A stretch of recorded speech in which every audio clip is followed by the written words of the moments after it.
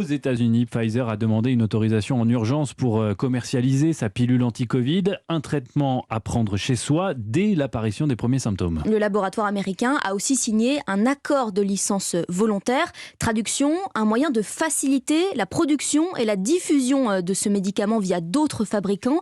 Alexis Guilleux, vous êtes le correspondant d'Europe 1 à New York. Alexis, cet accord, c'est surtout une bonne nouvelle pour les pays pauvres de la planète.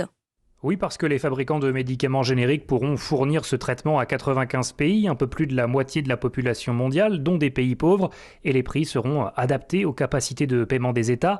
Avec cet accord, Pfizer renonce également à percevoir des redevances sur ce traitement, tant que l'OMS considère le Covid-19 comme une urgence internationale.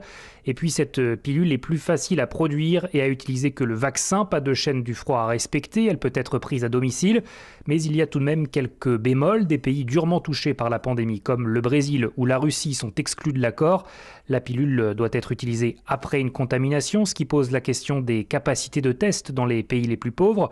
Alors d'après les essais cliniques de Pfizer, son traitement est efficace à 89% contre les hospitalisations et les décès.